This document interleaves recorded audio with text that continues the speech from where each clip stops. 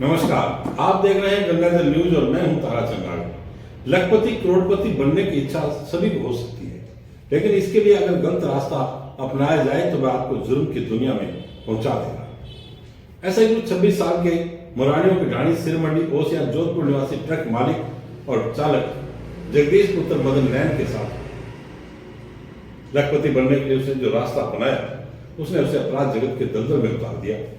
YouTube पर crime episode देखकर उसने अपना इरादा पक्का कर लिया था कि जब भी मौका मिलेगा वह लखपति बनने की अपनी योजना को अमली जामा पहनाएगा। और 8-9 अप्रैल 2023 की रात उसे यह मौका मिल भी गया, क्योंकि उसका ट्रक ऊंजा मंडी गुजरात जीरा ले जाने के लिए बुक हुआ था। आधी रात को जैसे जैसे ट्रक में जीरा लोड होता गया, उसके शैतानी दिमाग में आगे की योजना बनती गई। वह अपनी योजना में कामयाब भी हो गया, लेकिन जांबाज पुलिस अधिकारियों और उनकी टीम ने अपराध जगत में नए नए दस्तक देने वाले इस मुलजिम को वारदात के 5वें दिन ही धर दबोचा। माल उड़ाने के बाद उसके फरार होने की दास्तान जितनी इंटरेस्टेड है उतनी ही जानदार है उसकी गिरफ्तारी की कहानी। इस वारदात ने एक बार फिर यह सिद्ध कर दिया कि अपराधी चाहे जितना भी होशियार क्यों ना हो, वह कोई ना कोई ऐसी गलती जरूर कर बैठता है जिससे कानून के हाथ उसके गिरबान तक पहुंच ही जाते हैं। बाबा रामदेव गुड्स कैरियर फलोदी ने उसे ऊंजा मंडी गुजरात जीरा इस पहुंचाने के लिए बुक किया था।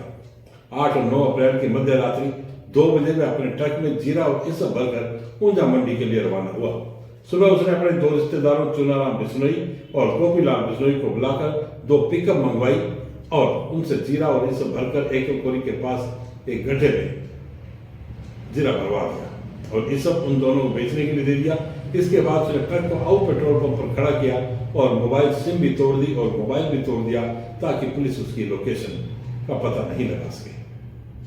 बस आदि से बीकानेर जयपुर होते हुए वहां से अहमदाबाद के लिए रवाना हुआ। उसी दिन अहमदाबाद से इंडिगो की फ्लाइट से रायपुर छत्तीसगढ़ पहुंच गया। इंडिगो की यह कनेक्टिंग फ्लाइट थी। बीच में 7 घंटे हैदराबाद में रुककर उसने दूसरी फ्लाइट पकड़ी। वह खुश था कि उसने करीब 50 लाख रुपए जीरे पर हाथ साफ कर दिया है और थोड़े समय के बाद उसकी जिंदगी बदल जाएगी। और वास्तव में उसकी जिंदगी बदल गई। जिंदगी वैसी तो नहीं रही जैसी उसने कल्पना की थी, लेकिन उसे जिंदगी जरूर बदल गई। अपराधियों की लाइन के अंदर वह खड़ा हो गया। इसलिए बीकानेर में जगदीश नैन ने अपने रिश्तेदार के नाम से नया मोबाइल और सिम भी खरीद ली। इसी के साथ उसने एक ऐप भी ऑनलाइन परचेज किया जो लोकल नंबर को अंतर्राष्ट्रीय 16 डिजिट के नंबर में बदल देता है, जिससे उसका नंबर बदल गया। इसकी ऐप की विशेषता यह है कि यदि इस नंबर से किसी को फोन करता तो सामने वाले के मोबाइल पर अंतर्राष्ट्रीय 16 नंबरों का डिजिट शो होता और पता भी नहीं चलता कि वह कहां से फोन कर रहा है। और अगर उस नंबर पर कोई वापसी में फोन करता तो कॉल रिसीव ही नहीं होती। जगदीश नैन शादीशुदा है और एक पुत्र और एक पुत्री का पिता भी है। तीनों भाइयों में दूसरे नंबर का है। ट्रक उसका खुद का है जो उसने लोन पर लिया हुआ है। 9 अप्रैल को मुकदमा दर्ज होने के बाद पुलिस ने खोजबीन आरंभ की। मुलजिम का नाम पता सब कुछ था, लेकिन उसका मोबाइल बंद था। किसी को कुछ पता नहीं था, लेकिन 10 अप्रैल शाम होते होते पुलिस के चेहरे पर चमक आ गई। 2 दिन में पुलिस ने उसके रिश्तेदारों को खंगाल दिया था। पुलिस के पास जगदीश नैन की हवाई जहाज में बैठे हुए कि वह फोटो किसी ने उसे भेज दी। बस फिर क्या था, पुलिस का खुफिया तंत्र और तकनीकी शाखा सक्रिय होगी। वह फोटो जिससे पुलिस उस तक पहुंच पाई वह आप मेरे पीछे स्क्रीन पर देख सकते हैं। से राकेश क्यालिया बताते हैं कि 16 डिजिट का विदेशी नंबर शो होने से दिक्कत हुई, क्योंकि इन नंबरों की सीडीआर भी नहीं निकल सकती। लेकिन तकनीकी स्टाफ ने जटिल प्रक्रिया को भी पूरा किया और उसका इंडियन नंबर ढूंढ निकाला, जिससे यह पता चला कि वह किस फ्लाइट से कहां था और कहां से गया। क्यालिया कहते हैं कि इसमें एसपी ग्रामीण धर्मेंद्र सिंह यादव ने बड़ी मदद की। उन्होंने 1 घंटे में फ्लाइट का नाम, नंबर, टिकट सहित अन्य जानकारियां उपलब्ध करवा दी। इंडिगो की टिकट से यह भी पता चला कि टिकट के रुपए किसने दिए थे और टिकट कहां से बुक हुई थी। बस पुलिस के लिए फिर क्या था, तस्वीर साफ थी, लेकिन मुलजिम को लाना बड़ी चुनौती थी। फलोदी पुलिस थाना के जांबाज सब इंस्पेक्टर हुक्मगिरी 12 अप्रैल को 3 कांस्टेबलों महेंद्र, कमलेश और हनुमान के साथ सड़क मार्ग से रायपुर के लिए रवाना हुए। 13 की रात वहां पहुंच गए और 14 अप्रैल को स्थानीय पुलिस को साथ लेकर उस व्यक्ति के 30 स्थानों पर एक साथ दबिश दी जिसने जगदीश के लिए इंडिगो की टिकट बुक करवाई थी। इसमें से एक स्थान पर जगदीश नैन मिल गया। जगदीश हक्का बक्का था। उसकी समझ में नहीं आया कि पुलिस उस तक पहुंच कैसे गई, क्योंकि नए नंबर से उसने किसी को अभी तक फोन भी नहीं किया था। लेकिन जब तक उसे पता चलता कि हवाई जहाज में बैठकर उसने जो फोटो इंस्टाग्राम पर अपलोड की थी उसने ही उसका पता बता दिया, वह फलोदी पुलिस थाना की बैरक में पहुंच चुका था। उसने पुलिस को बताया कि 1 साल तक गायब रहने की योजना बनाई थी। उसके बाद पुलिस उसे पकड़ लेती तो भी क्या था, तब तक वह जीरा बेचकर 50 लाख रुपए कमा चुका होता और जिंदगी एडजस्ट कर लेता। लेकिन उसने वारदात से कुछ नहीं कमाया। रायपुर तक पहुंचने का खर्चा भी उसकी जेब से लगा और धोखाधड़ी का अपराधी होने का टैग भी चस्पा हो गया। पुलिस रिमांड की अवधि पूरी होने पर पुलिस ने जगदीश नैन और उसके लिए पिकअप की व्यवस्था करने तथा इस सब बेचने वाले भी न्यायिक हिरासत में जेल पहुंच चुके हैं। एक छोटे से लालच ने उसकी जिंदगी बर्बाद कर दी। यह कहानी यह भी बताती है कि अपराधी पुलिस की पकड़ से बच नहीं सकता, चाहे वह कितनी ही होशियारी कर ले। हमने इसे लेकर थाना अधिकारी राकेश कैले से भी बात की, सुनिए उन्होंने क्या कहा। अभी जो एक जीरा प्रकरण हुआ उसमें मुख्य मुलजिम पकड़ा गया, दूसरे भी पकड़े गए, सहयोगी भी इसके आ गए। लेकिन एक बात जो आदमी को कचोटती है वो ये है कि इसका उद्देश्य क्या था जी?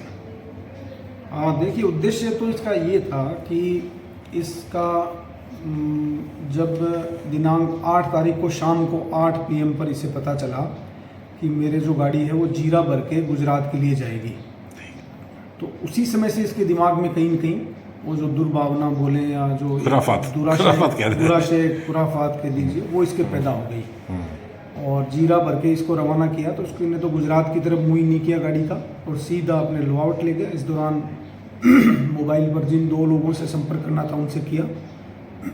सुबह करीब 2 बजे गाड़ी रवाना हुई और सीधा लोआउट होते हुए आऊ चला गया। एकलखोरी में बीच में माल खाली कर लिया और वहाँ से ट्रक खड़ा करके चला गया। वो तो जो एपिसोड पहले हमने आपको बताया था। तो इसमें जो विशेष चीज़ है वो ये है कि इसका प्लान ये था कि मैं उस दिन से गायब हो जाऊँगा, क्योंकि ट्रक लेके अकेला ही रवाना हुआ है तो पुलिस के पास कोई और एविडेंस है नहीं कि इसमें कौन कौन शामिल है, ये पकड़ा जाए नहीं तब तक।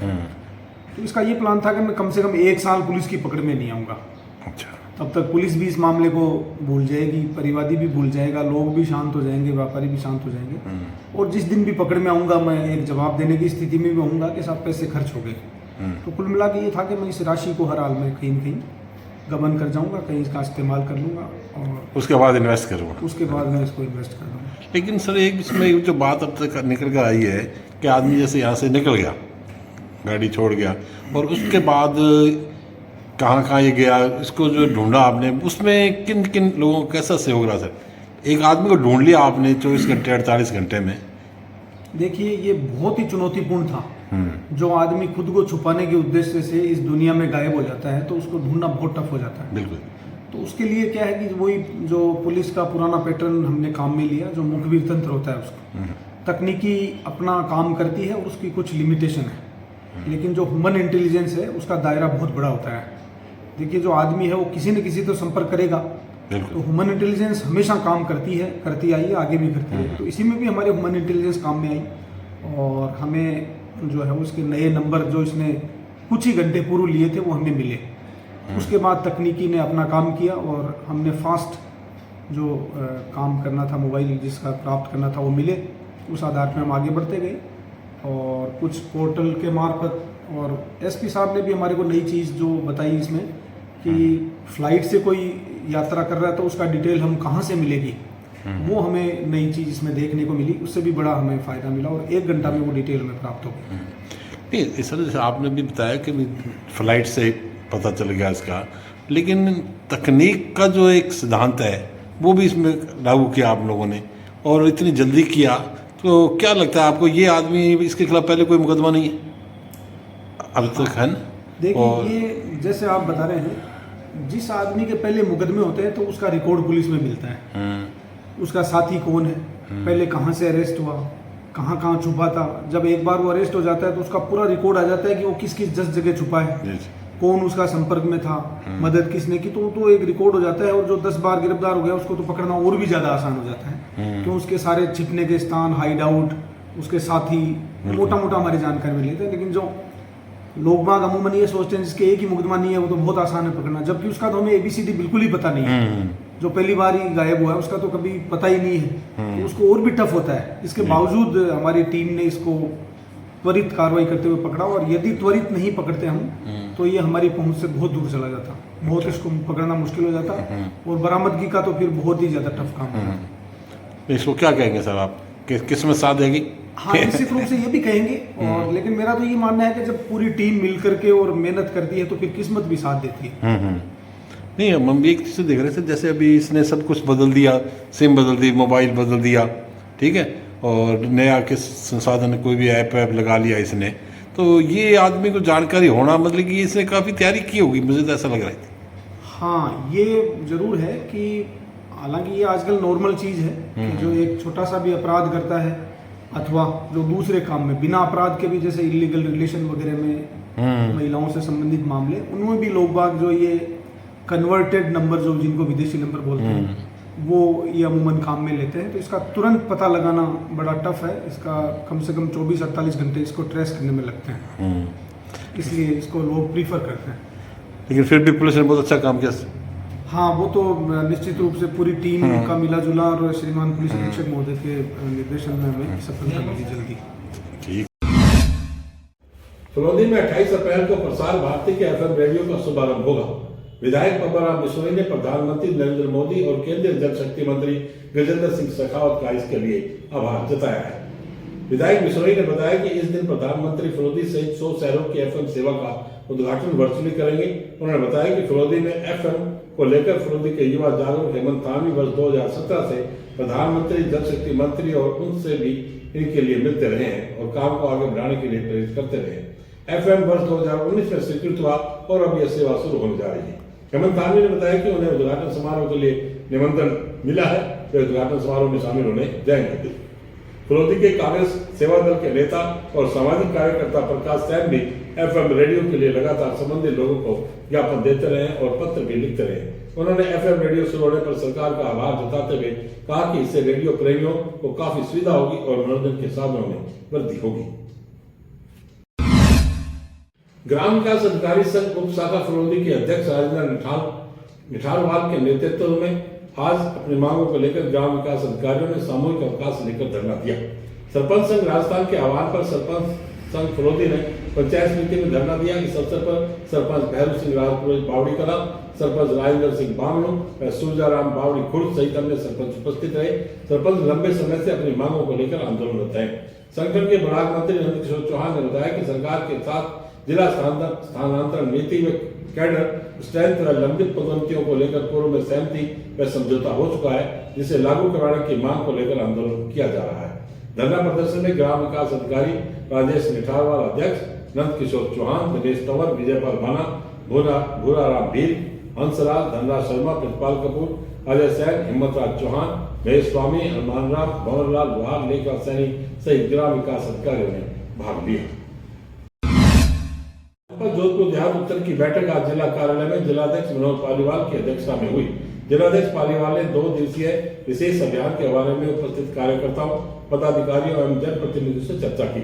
जिलाध्यक्ष पालीवाल ने कहा कि अभियान में पदाधिकारी, जनप्रतिनिधि शक्ति केंद्रों पर प्रवास कर बूथ समिति का सत्यापन, पन्ना प्रमुख की पूर्णता, बूथ में व्हाट्सएप ग्रुप का निर्माण, मन की बात के 100वें एपिसोड के प्रस्तावित स्थान व व्यवस्थाओं, बूथ समितियों का कार्य विभाजन आदि कार्य होंगे। बैठक में जिला महामंत्री रतन मेघवाल, मदन पालीवाल, सुखराम जानी, जिला मंत्री शिव कुमार व्यास, सुनील कुमार बुरड़, श्याम कासवाणी, मोती पुरोहित, मुकेश बिश्नोई, हरनारायण पालीवाल, दिलीप छंगानी आदि उपस्थित थे। आज बस इतनी समाचार, कल फिर आपसे मुलाकात होगी, तब तक के लिए मुझे दे आगे, धन्यवाद, शुभ रात्रि।